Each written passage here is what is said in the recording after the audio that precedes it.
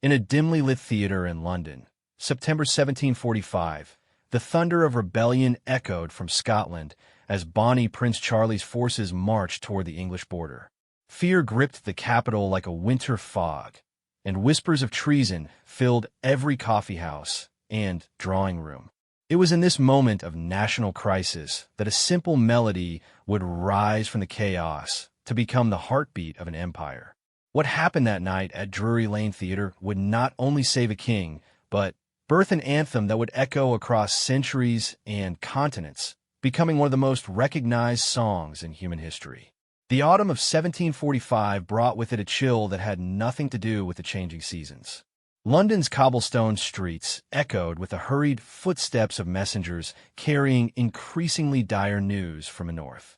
Prince Charles Edward Stuart, known to his supporters as Bonnie Prince Charlie and to his enemies as the Young Pretender, had landed in Scotland with dreams of reclaiming the throne his grandfather had lost decades earlier. Thomas Arne stood at the window of his modest lodgings near Covent Garden, watching the evening crowds hurry past with worried expressions etched upon their faces. As one of London's most respected composers, Arne had seen the city through many moods, but this felt different. The very foundation of the realm seemed to tremble beneath the weight of uncertainty. The Jacobite rising had begun innocuously enough. Few in London had paid much attention when Charles Edward Stuart first set foot on Scottish soil at Eriskay in July. He had arrived with only 7 companions, leading many to dismiss his cause as the foolish dream of an exiled prince. But what followed had shocked the establishment to its core. Within weeks, Highland clans had rallied to his standard.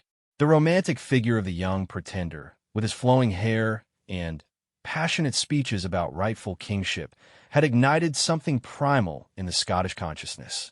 Ancient loyalties long suppressed, but never extinguished, blazed to life once more. The news that reached London grew progressively more alarming. Charles had raised his standard at Glenfinnan, and hundreds of kilted warriors had flocked to join him. The government forces sent to quell this rebellion had been humiliated at Prestonpans, where Sir John Cope's army had been routed in mere minutes by the Highland charge. The Young Pretender's forces were now marching south, gathering strength and momentum with each passing day. In the drawing rooms of Mayfair and the coffee houses of the city, conversations carried an undercurrent of barely concealed panic. What if the unthinkable happened? What if King George II, the German-born Hanoverian who had ruled for nearly 2 decades, was overthrown by this Catholic pretender? The implications were staggering, not just for the royal family, but for the entire Protestant establishment that had governed England since the Glorious Revolution of 1688. David Garrick, the celebrated actor-manager of Drury Lane Theatre, found himself in an impossible position. As autumn deepened into what promised to be a harsh winter, attendance at his theater had begun to dwindle. Londoners were too preoccupied with news of the advancing Jacobite army to concern themselves with entertainment. Yet Garrick knew that in times of crisis, the theater could serve a purpose beyond mere amusement. It could rally spirits, kindle patriotism, and remind people of what they stood to lose. The problem was finding the right vehicle for such a message. The repertoire at Drury Lane consisted largely of established classics and contemporary comedies that seemed frivolous in the face of national emergency. What was needed was something immediate, something that could capture the mood of the moment and channel the anxiety of the audience into something more constructive. It was during one of these troubled evenings that Garrick encountered Thomas Arne backstage. The composer had been working on incidental music for various productions, but like everyone else in the theater world, he was struggling to find his footing in these uncertain times. The two men had collaborated before, most notably on Arne's Mask Alfred, which had premiered a few years earlier at Cliven House. Their conversation that night would prove to be one of the most consequential in British cultural history, though neither man could have imagined it at the time. Garrick spoke of his frustration with the current situation, his desire to do something meaningful for king and country. Arne listened thoughtfully, his composer's mind already beginning to work through possibilities. "We need something stirring," Garrick mused, pacing the narrow backstage area. something that will remind people what we're fighting for, what we stand to lose if this rebellion succeeds. On and nodded slowly. He had been thinking along similar lines. Music had always possessed a unique power to move people, to unite them in common cause. During the Commonwealth period, Puritan authorities had recognized this power and had strictly controlled musical expression. Now, perhaps it was time for music to serve the crown once again. The composer's thoughts turned to a melody he had written for Alfred, a patriotic masque that had celebrated British naval supremacy and imperial ambition. The piece had concluded with a rousing song that had proven quite popular with audiences, though it had been performed only in the rarefied atmosphere of aristocratic entertainments. The words, penned by James Thomson and David Mallet, spoke of Britain ruling the waves and of Britons never being slaves. But Garrick was thinking of something even more fundamental, something that would speak directly to the crisis at hand. The threat facing Britain was not merely political or military, it was existential. If the Jacobites succeeded in placing Charles Edward Stuart on the throne, it would mean the return of Catholic rule, the dismantling of parliamentary government, and the reversal of everything that had made Britain a beacon of liberty and commerce in the European world. As the two men talked late into the night, an idea began to take shape. What if they could create a moment in their next performance that would crystallize the feelings of loyalty and defiance that many in the audience surely felt? What if they could give voice to the unspoken prayers that rose from countless hearts for the safety of their king and the preservation of their way of life? The challenge was finding the right musical vehicle. It needed to be simple enough for an audience to learn quickly, yet stirring enough to kindle genuine emotion. It needed to feel both timeless and immediate, both reverent and defiant. Most importantly, it needed to speak to people's deepest feelings about their nation and their sovereign. Arne found himself thinking about the musical traditions of different nations. The French had their stirring Tate Deum celebrations, the Germans their solemn chorales. What did the British have that was distinctly their own? Most of their musical traditions were borrowed from continental Europe, adapted and anglicized, but rarely truly original. Perhaps this crisis would provide the catalyst for something genuinely British to emerge. Perhaps from the forge of national emergency, a new kind of patriotic expression could be hammered into existence. The more Arne thought about it, the more convinced he became that such a moment was not just possible, but necessary. The melody that had been forming in his mind was simple yet dignified, easy to sing yet emotionally powerful. It moved stepwise through most of its course, making it accessible to untrained voices, but it contained enough harmonic sophistication to satisfy more educated listeners. The rhythm was stately but not ponderous, suitable for both solemn reflection and enthusiastic singing. But a melody alone would not be enough. Words would be crucial, and they would need to capture the complexity of the moment. They would need to express loyalty to the crown without seeming servile, confidence in ultimate victory without ignoring present dangers, and love of country without descending into mere jingoism. As September gave way to October, news from the north became increasingly ominous. The Jacobite army had crossed into England and was advancing toward Manchester. Panic buying had emptied many London shops, and there were reports of wealthy families fleeing to the countryside with their portable valuables. The government had called out the militia, but their reliability was questionable given that many of their officers came from families with historical Jacobite sympathies. It was against this backdrop of mounting crisis that Garrick made his fateful decision.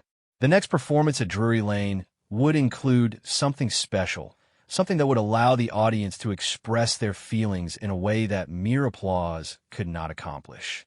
He commissioned Arne to arrange a simple but stirring anthem that could be performed at the end of the evening's entertainment. The challenge facing Arne was immense.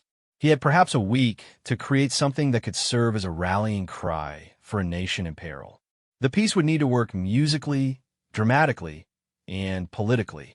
It would need to inspire without alienating, unite without excluding, and comfort without offering false hope. Working late into the night by candlelight, Arne began to craft what would become one of the most enduring pieces of music in the English language. He drew upon his years of experience writing for the theater, his understanding of what moved audiences, and his deep love for his country. Every note was carefully considered, every harmonic progression weighed for its emotional impact. The result was a melody of deceptive simplicity, one that seemed to have existed forever, even as it was being born. It rose and felt like a prayer, built to crescendos like a hymn, and concluded with a sense of resolution that suggested both ending and beginning. Most importantly, it possessed that indefinable quality that makes certain melodies memorable while others fade from consciousness. As the day of performance approached, word began to spread through London's theatrical community that something special was being planned at Drury Lane. In the coffee houses and taverns where actors, musicians, and theatrical hangers-on gathered, speculation ran wild about what Garrick and Arne might have prepared. Some suggested it would be a new play about British history, others that it might be a musical celebration of recent military victories. The truth was both simpler and more profound than anyone imagined. What Arne and Garrick were preparing would not merely entertain an audience for a single evening, but would give birth to a tradition that would endure for centuries. They were creating not just a song, but a symbol, not just entertainment, but a ritual of national identity. The theater itself seemed to sense the importance of the moment. Drury Lane had witnessed countless premieres and memorable performances over the decades, but there was something different about the atmosphere in those final days of preparation.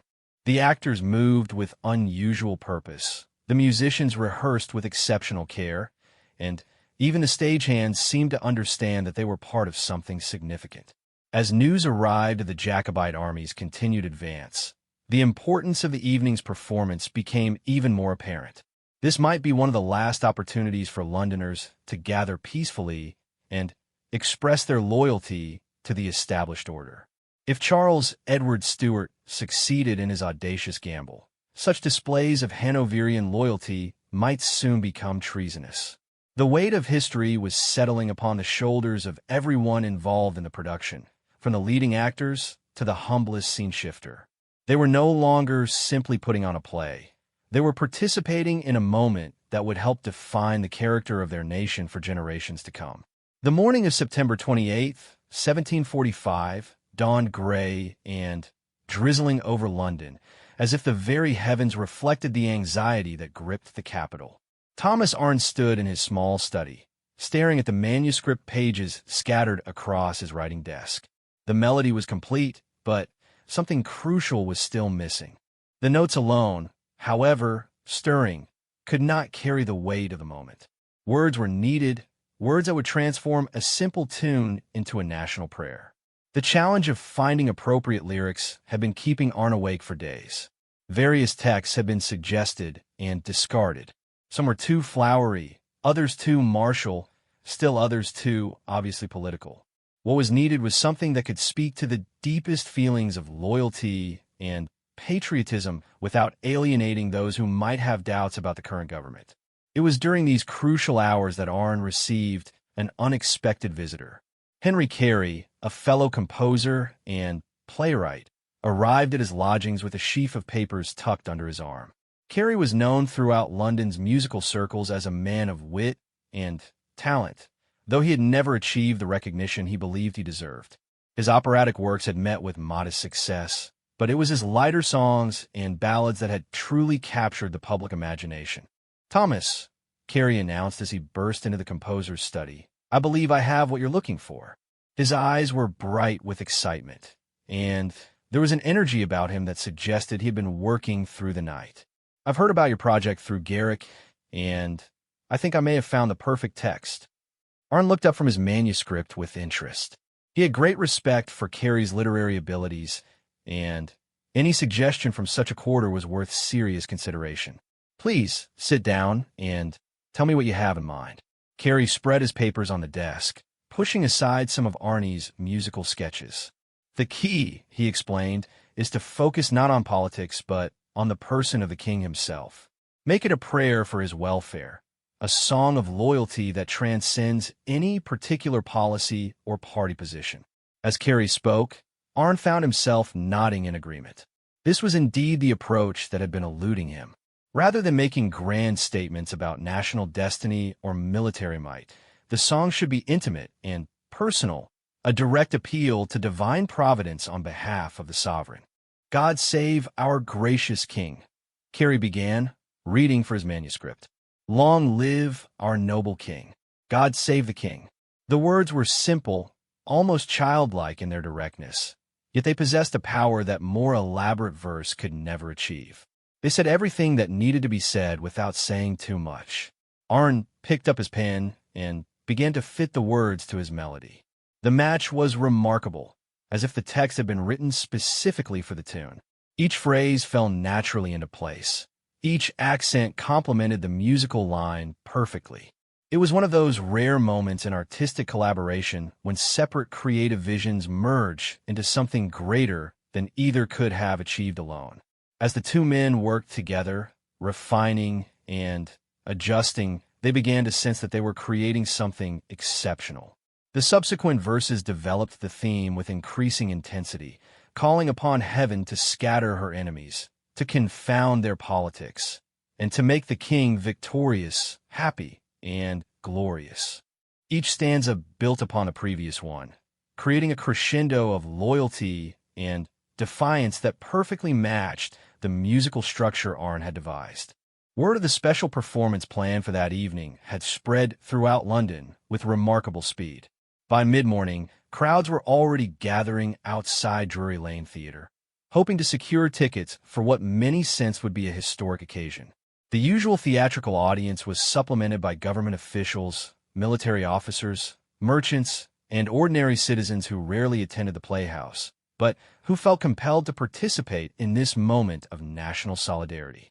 David Garrick spent the day in a state of nervous excitement, supervising final preparations while trying to gauge the mood of the gathering crowds. As an actor and theater manager, he was accustomed to the pressures of opening nights, but this felt different. The success or failure of the evening would be measured not in reviews or box office receipts, but in its ability to strengthen national resolve at a critical moment. The main production that evening was to be The Conscious Lovers, a comedy by Richard Steele that had been a popular choice for several seasons. Under normal circumstances, it would have been a safe, crowd-pleasing selection. But these were far from normal circumstances, and even the lightest comedy seemed heavy with unspoken implications about the future of English society. As afternoon faded into evening, the theater began to fill with an unusually diverse audience. Aristocrats sat alongside merchants, military officers next to clerks, ladies of fashion beside shopkeepers' wives. The usual social divisions that governed London society seemed temporarily suspended by the shared sense of crisis and purpose that had drawn them all to this place. Backstage, the performers prepared themselves for what they knew would be an unusual evening. The actors applied their makeup and donned their costumes with particular care, knowing that they were not merely entertaining an audience, but participating in an act of national significance. The musicians tuned their instruments with special attention, aware that they would soon be performing music that might help determine the fate of the realm. Thomas Arne took his place at the harpsichord in the orchestra pit, his manuscript carefully placed where he could refer to it if needed. Though he had memorized every note of his composition, he wanted to be certain that nothing would go wrong during what might be its only performance. If the evening's experiment failed, if the audience rejected what he and Carey had created, the moment might never come again. The main play proceeded without incident, though those familiar with the Drury Lane Company could sense an underlying tension in the performances. The actors delivered their lines with unusual precision, as if they understood that they were part of something larger than mere theatrical entertainment. The audience, meanwhile, seemed restless, as if waiting for something more significant than romantic comedy. As the final act of The Conscious Lovers drew to a close, Garrick made his way to the side of the stage. He had planned a brief speech to introduce the special musical offering that would conclude the evening. But now, Faced with the expectant faces of the audience, he found himself struggling for words. How could he explain the importance of what they were about to hear without raising expectations beyond what any single song could possibly fulfill? Ladies and gentlemen, he began his actor's training, allowing him to project confidence even as his heart raced with uncertainty.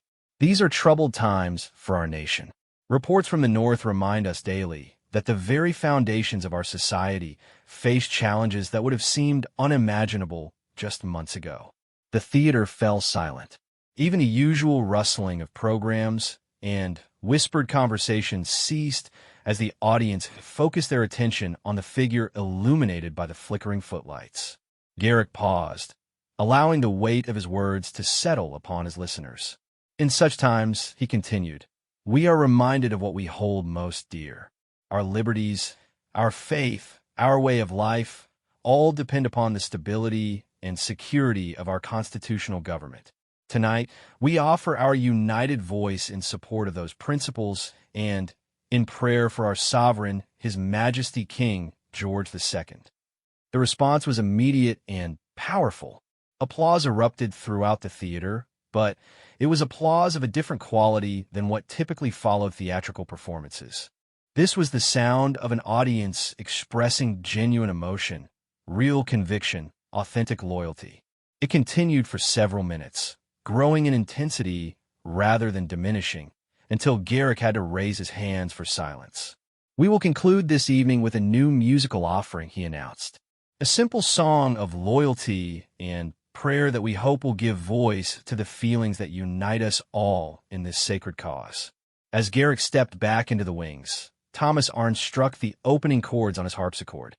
The melody that emerged was immediately recognizable as something special, something that seemed to speak directly to the hearts of all who heard it. Simple yet profound, accessible yet dignified, it seemed to embody everything that was best about British musical tradition. When the singers joined in with Henry Carey's text, the effect was electric. God save our gracious King. Long live our noble King. God save the King. The words were so simple that the audience could learn them almost immediately, yet they carried such emotional weight that many found themselves moved to tears. By the second verse, voices throughout the theater had joined in. Aristocrats and commoners, men and women, young and old, all found themselves united in this moment of musical prayer. The barriers of class and station that normally divided London society seemed to dissolve in the face of shared purpose and common loyalty. Send him victorious, happy, and glorious, long to reign over us. God save the King. The words rose from hundreds of throats, filling the theater with a sound unlike anything that had ever been heard there before. This was not mere entertainment. It was ritual, ceremony, a sacred act of communal worship and political affirmation. As the song reached its climax, even the musicians found themselves deeply moved by what they were helping to create. This was the moment when a simple melody and straightforward text transcended their individual components to become something greater, something that would outlive all who participated in its creation. The final notes hung in the air for what seemed an eternity before the audience erupted in the most sustained and enthusiastic ovation in the history of Drury Lane Theatre. But this was more than approval for a successful performance. It was an expression of national will, a declaration of defiance against those who would threaten the established order. The thunderous applause that followed the first performance of what would become known as God Save the King seemed to reverberate through the very foundations of Drury Lane Theatre. As the ovation continued, something remarkable began to happen. Without any prompting from the stage, members of the audience began to demand an encore. Voices throughout the theater called out, "Again, again," while others simply began singing the melody they had just learned, their voices weaving together in an impromptu chorus that filled the ornate auditorium. David Garrick, watching from the wings, realized that he was witnessing something unprecedented. In his decades of theatrical experience, he had seen many emotional responses from audiences, but nothing quite like this. The song had clearly touched something deeper than mere patriotic sentiment. It had awakened a profound sense of collective identity that transcended the usual boundaries of class and political affiliation. Thomas Arne, still seated at his harpsichord, looked up at Garrick with a mixture of amazement and uncertainty. Should they repeat the performance immediately? Was it appropriate to turn this moment of national unity into something that might seem rehearsed or calculated? The composer's instincts told him that the magic of the moment might be diminished by repetition. Yet the audience's enthusiasm was so genuine and spontaneous that it seemed almost cruel to deny their request. Garrick made the decision that would establish a tradition lasting for centuries. Stepping forward to the edge of the stage, he gestured for silence and announced, "By your gracious request, we shall sing once more our prayer for His Majesty's welfare." The response was immediate and overwhelming. The entire theater erupted in cheers, and when Arne began the opening chords again, the audience was ready. This second performance was even more powerful than the first. Having learned the words and melody, the audience sang with greater confidence and deeper emotion. The simple phrases seemed to gain weight and meaning with each repetition, as if the act of singing them collectively was imbuing them with a significance that no single voice could have achieved. What made this second performance particularly remarkable was the way it spontaneously evolved beyond what had been planned. During the final verse, members of the audience began to raise their voices in harmony, creating musical arrangements that neither Arne nor Carey had written, but that seemed to emerge naturally from the collective musical consciousness of the crowd. Women's voices soared above the main melody, while men's voices provided a rumbling bass foundation, creating a sonic architecture that was both complex and deeply moving. Among those present that evening was Samuel Johnson, the great lexicographer and critic who would later write about the experience in terms that captured its historical significance. "I witnessed," he recorded in his journal, "the birth of a national hymn, though none present that night could have imagined the destiny that awaited those simple words and noble melody." The song emerged not from the ambition of its creators, but from the needs of a people seeking expression for feelings too deep for ordinary discourse. Also in attendance was Horace Walpole, son of the former Prime Minister and a keen observer of London society. His letters from this period provide valuable insight into the atmosphere of the evening and its immediate aftermath.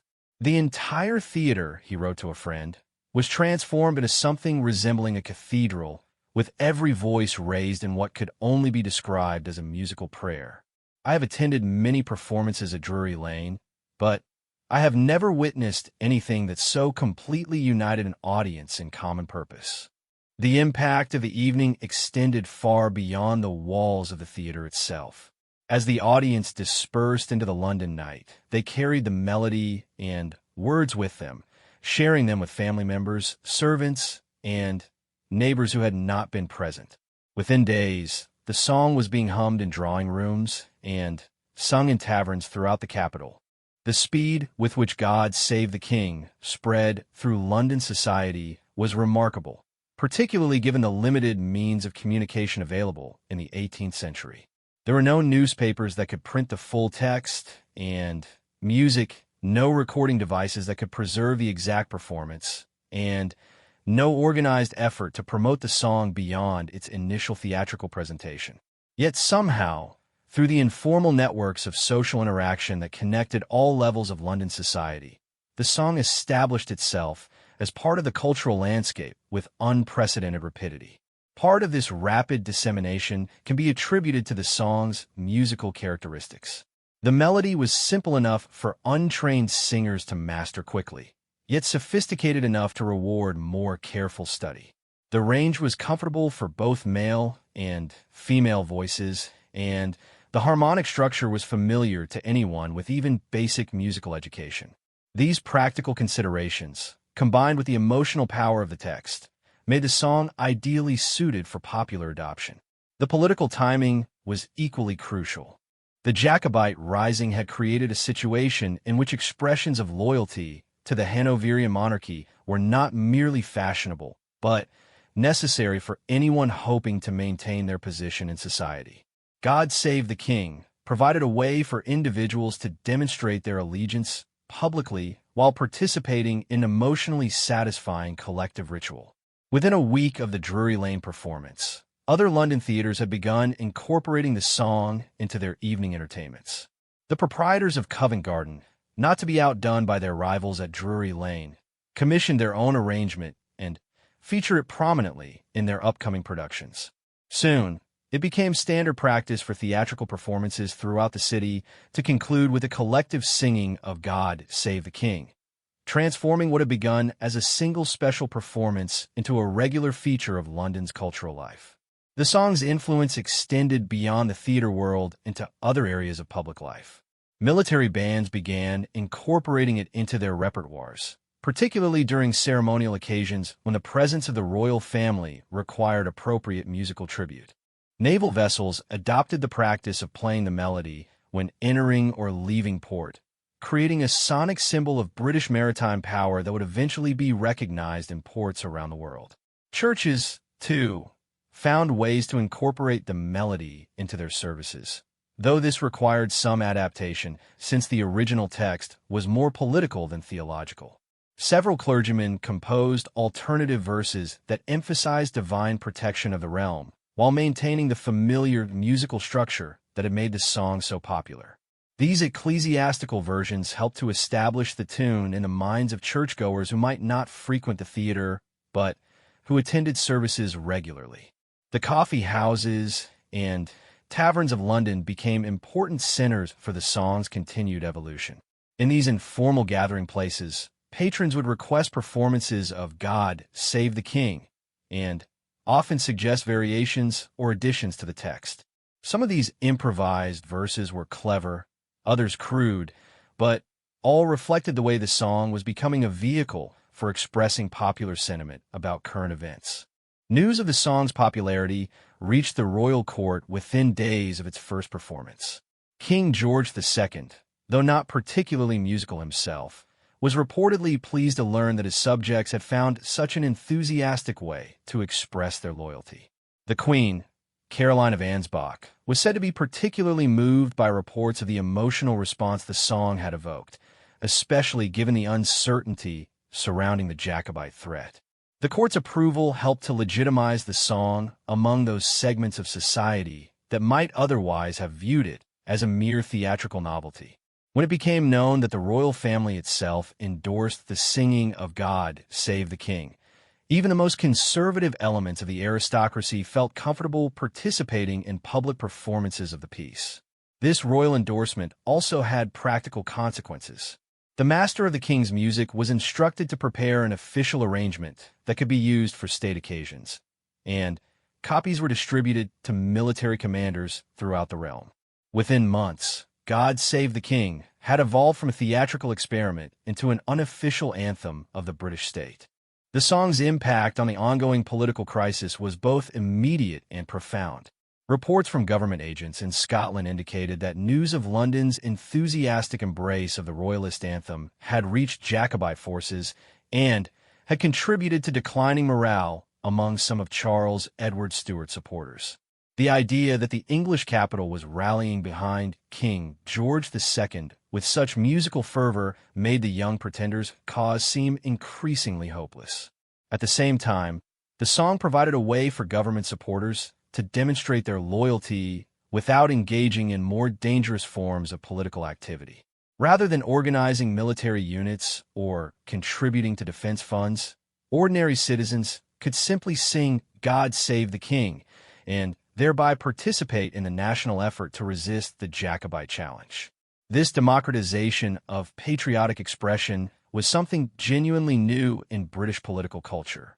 Previous crises had typically been resolved by professional armies and political elites, with ordinary citizens playing largely passive roles.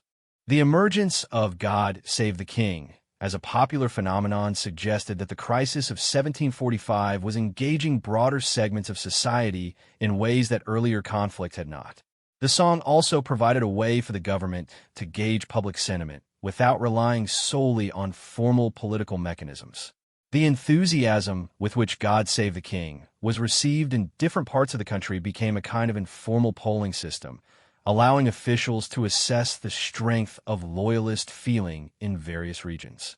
As autumn deepened into winter, the song's influence continued to expand. Provincial theaters began requesting copies of the music so they could present their own performances, and traveling musicians carried the melody to market towns and rural areas where formal entertainment was rare.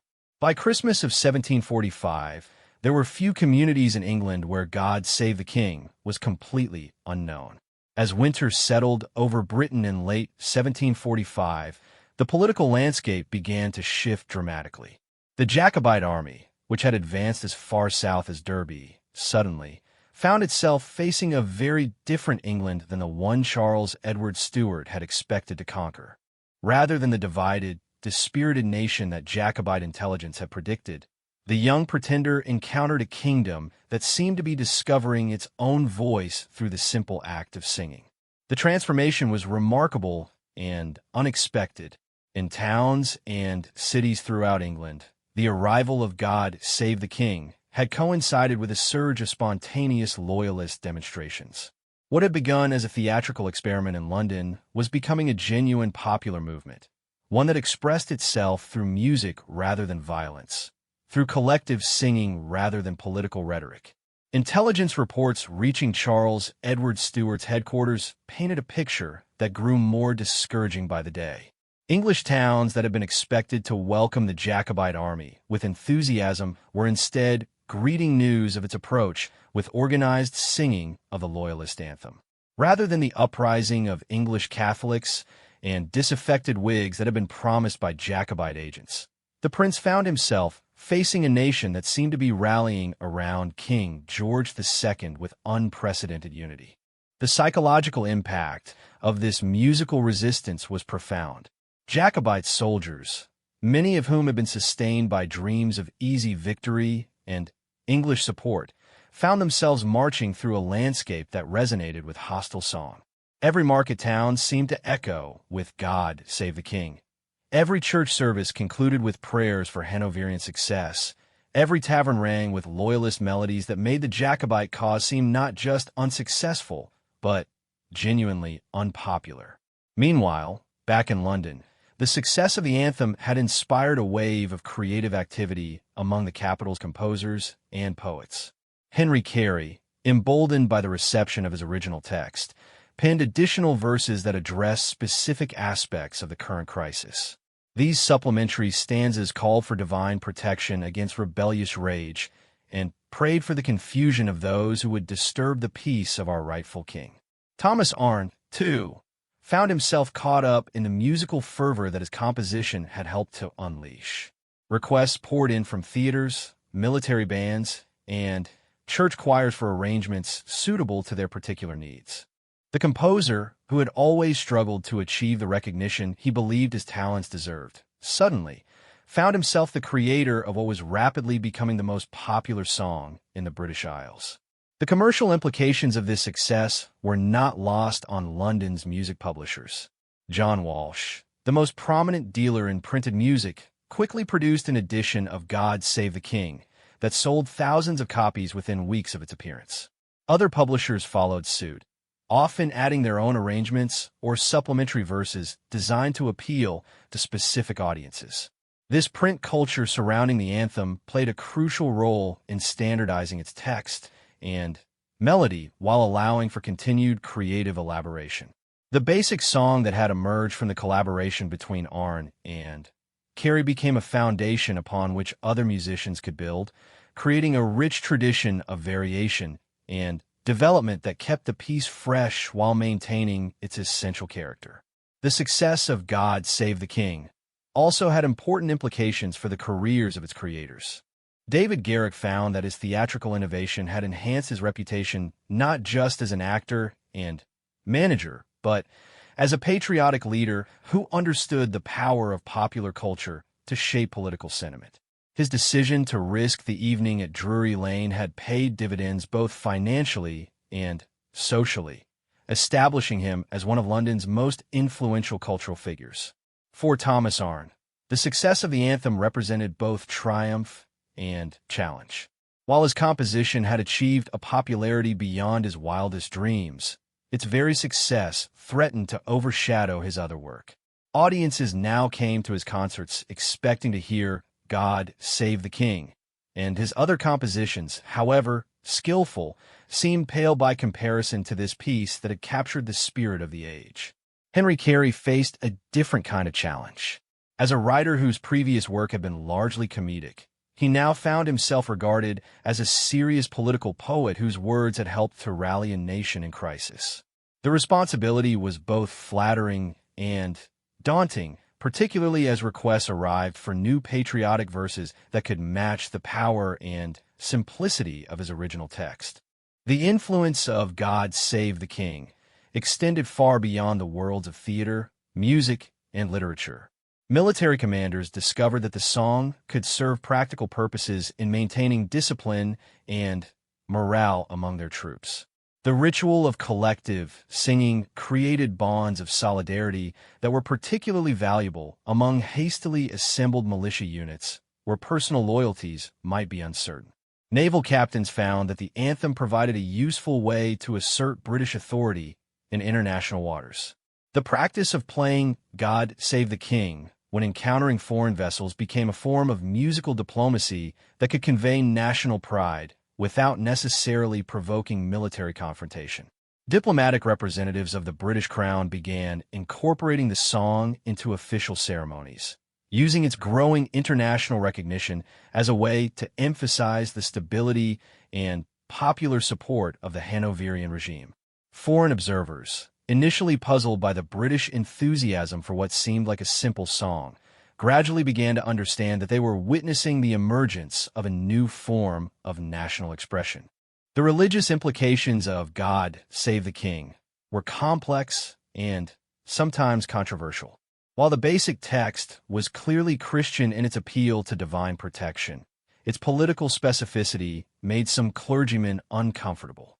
Debates arose in theological circles about whether it was appropriate to pray for the success of any particular monarch, given that ultimate authority belonged to God rather than earthly rulers.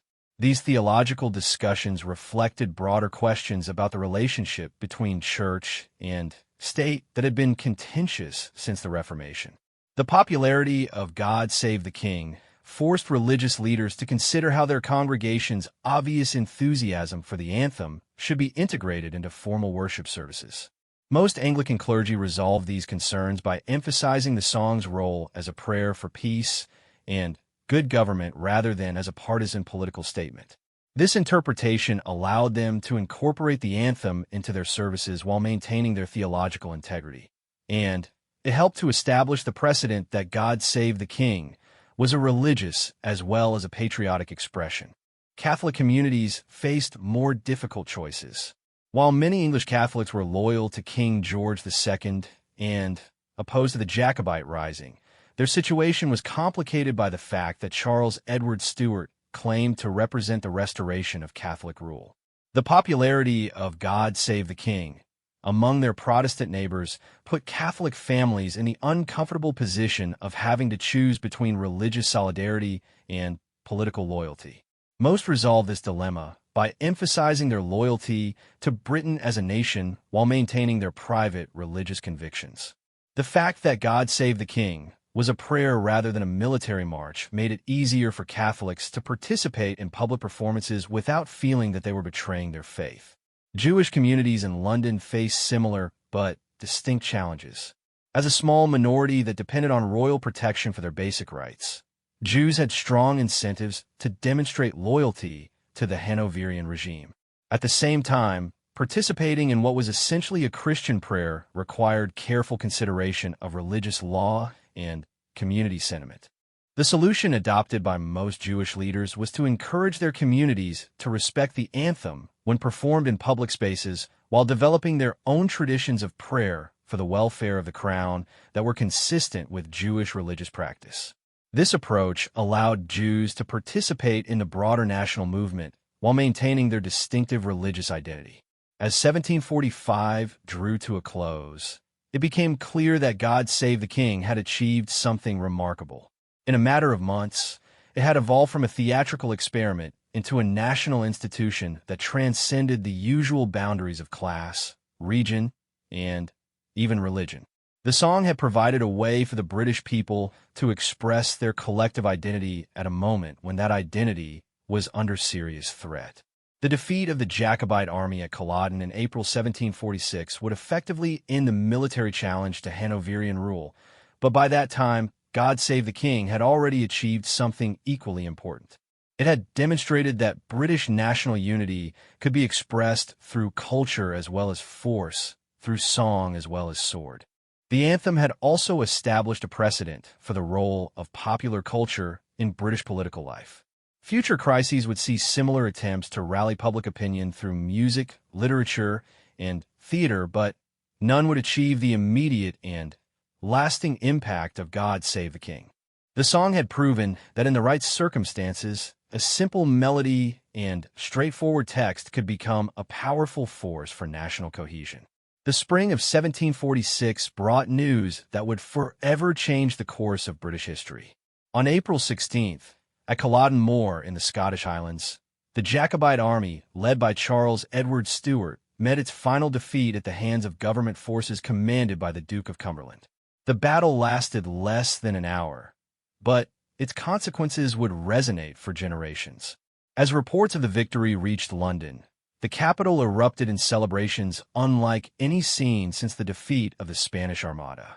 Church bells rang throughout the city, bonfires blazed in public squares, and spontaneous parades formed in streets from Whitechapel to Westminster. But perhaps the most remarkable feature of these celebrations was the role played by God Save the King, which had become the unofficial soundtrack of Loyalist triumph. Thomas Arne stood on his balcony overlooking Covent Garden, listening to the sounds of jubilation that filled the air. From every direction came the melody he had composed just 7 months earlier, sung by voices that ranged from the refined tones of aristocratic ladies to the rough harmony of market vendors and street sweepers. The song that had begun as a desperate prayer in a time of national crisis had become an anthem of victory and vindication. The transformation was profound and, in many ways, unprecedented. Never before had a single piece of music so completely captured the collective consciousness of a nation. God Save the King was being sung not just by those who attended theaters or formal concerts, but by ordinary people going about their daily business, by children playing in the streets, by workers in shops and taverns throughout the realm. The victory at Culloden had validated the faith that the song had expressed. The prayer for the king's protection had been answered. The call for divine intervention against his enemies had been fulfilled. For many who had sung the anthem during those dark months of 1745, its words now seemed almost prophetic in their accuracy. But the song's significance extended far beyond its role in the Jacobite crisis. Over the months since its first performance, God Save the King had evolved into something much larger than a response to a particular political emergency. It had become a symbol of British identity itself, a musical expression of values and loyalties that transcended any single monarch or government. The international implications of this development were beginning to become apparent. Diplomatic correspondents in foreign capitals reported growing recognition of the anthem abroad, not just as a curiosity, but as a significant expression of British national character. The fact that a nation could rally around a song rather than simply around a leader or a military victory suggested something distinctive about British political culture that European observers found both fascinating and slightly mysterious. French commentators, in particular, struggled to understand how a simple melody could generate such widespread enthusiasm among the British public. Used to a more centralized approach to cultural expression, where artistic works gained prominence through royal or aristocratic patronage, they found it difficult to comprehend how God Save the King had achieved its status through genuinely popular adoption. The song's success also had practical consequences for British diplomacy. Ambassadors and Other representatives of the crown found that performance of the anthem at official ceremonies could generate positive responses even from audiences that might otherwise be hostile to British political interests. The melody was sufficiently attractive and the sentiment sufficiently universal that foreign listeners could appreciate its artistic merit, even when they disagreed with its political implications. Within Britain itself, the victory celebrations provided an opportunity to observe how thoroughly God Save the King had penetrated different levels of society. In aristocratic circles, the anthem was performed with elaborate musical arrangements that showcased the talents of professional musicians and demonstrated the sophisticated taste of their patrons. In middle-class homes, it was sung around family pianos as an expression of domestic virtue and patriotic sentiment. In working-class neighborhoods, it was bellowed out in taverns and sung at street corners as an assertion of popular loyalty and national pride. Each social group had, in effect, made the song its own while preserving its essential character. The melody remained recognizable regardless of the sophistication of the performance, and the text retained its power regardless of the accent or dialect in which it was sung. This adaptability was crucial to the anthem's success, allowing it to serve different functions for different audiences while maintaining its role as a unifying national symbol. The victory celebrations also provided the first opportunity to observe how God Save the King functioned as a ritual of national identity. The collective singing of the anthem created a sense of participation in something larger than individual experience, a feeling of belonging to a community that extended far beyond immediate family or local neighborhood. This was particularly important in a society that was becoming increasingly mobile and diverse, where traditional sources of identity based on locality or occupation were becoming less reliable. The educational implications of the anthem's success were equally significant. Within months of the victory at Culloden, proposals began appearing for the formal teaching of God Save the King in schools throughout the realm.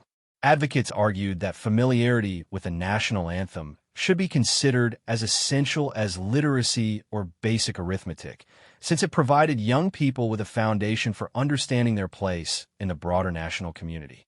These educational initiatives faced some resistance from those who worried about the political implications of mandatory patriotic instruction. Critics argued that requiring children to sing God Save the King might create a kind of artificial loyalty that would be less valuable than genuine conviction arrived at through personal experience and reflection. The debate reflected broader questions about the relationship between individual conscience and collective identity that would continue to influence British political thought for generations. The success of God Save the King had demonstrated the power of shared cultural expression to create national unity, but it had also raised questions about the extent to which such unity should be actively promoted by government institutions. These concerns were addressed, in part, by the way the anthem itself had developed. Because God Save the King had emerged from popular enthusiasm rather than official decree, it could claim a kind of democratic legitimacy that more formally imposed symbols might lack. The fact that people had chosen to sing the song, rather than being required to do so, made it a more authentic expression of national sentiment. The commercial success of the anthem continued to expand throughout 1746 and beyond. Music publishers discovered that arrangements of God Save the King outsold almost every other type of sheet music, leading to a proliferation of versions adapted for different instruments and skill levels. Street vendors found that printed copies of the text could be sold profitably at public gatherings, while entrepreneurs developed ancillary products like commemorative songbooks and patriotic illustrations that incorporated the anthem's themes. This commercial success had important cultural consequences. The wide availability of printed versions helped to standardize the song's text and melody while making it accessible to people who might not otherwise have had opportunities to learn it through performance. At the same time, the market for anthem-related products encouraged creative elaboration and variation that kept the song fresh and relevant to changing circumstances. The religious communities that had initially struggled with the theological implications of God Save the King found ways to integrate it into their worship practices that satisfied both doctrinal requirements and popular demand. Anglican churches developed elaborate choral settings that turned the simple melody into complex musical expressions suitable for formal liturgical use. Methodist and other dissenting congregations adapted the song structure for hymns that praised divine providence while acknowledging royal authority. Even Catholic communities, despite their complex relationship with the Hanoverian regime, found ways to participate in the anthem tradition without compromising their religious convictions. Some Catholic leaders composed alternative texts that used the familiar melody to express prayers for peace and justice that could be sung with genuine conviction while avoiding explicit political statements. As the first anniversary of the anthem's premiere approached, David Garrick announced that Drury Lane Theatre would commemorate the occasion with a special performance featuring the most elaborate musical arrangement yet attempted. The announcement generated enormous public interest, with tickets selling out within hours of their release. The commemorative performance on September 28, 1746, was a triumph that exceeded even the original evening's success. The theater was packed with an audience that included members of the royal family, foreign diplomats, and representatives of every level of British society. When the moment came for the anthem, the entire theater participated in what one observer described as the most magnificent expression of national unity ever witnessed within these walls. But perhaps the most significant aspect of this commemorative performance was its demonstration that God Save the King had evolved beyond its origins as a response to political crisis. The Jacobite threat had been decisively defeated, yet the anthem retained its power to move and unite audiences. It had transcended its immediate historical circumstances to become a permanent feature of British cultural life. As the evening concluded and the audience dispersed into the London night, many reflected on the remarkable journey that had brought them to this point. A year earlier, the simple melody and straightforward text had emerged from a moment of national emergency. Now, they had become part of the fabric of British identity, woven so thoroughly into the nation's cultural consciousness that it was difficult to imagine a time when they had not existed. The story of God Save the King was far from over. In the years and centuries to come, the anthem would serve as a musical ambassador for British values around the world, would inspire similar expressions of national identity in other countries, and would continue to evolve while maintaining its essential character. But its foundation had been laid in those crucial months of 1745 and 1746, when a nation in crisis had found its voice through the power of song. The legacy of that first performance at Drury Lane Theatre would endure long after all who witnessed it had passed from the scene. The anthem they created would outlive empires, survive revolutions, and continue to give voice to sentiments of loyalty and national pride that transcend the particular circumstances of any single historical moment. In creating God Save the King, Thomas Arne, Henry Carey, and David Garrick had given birth to something truly immortal.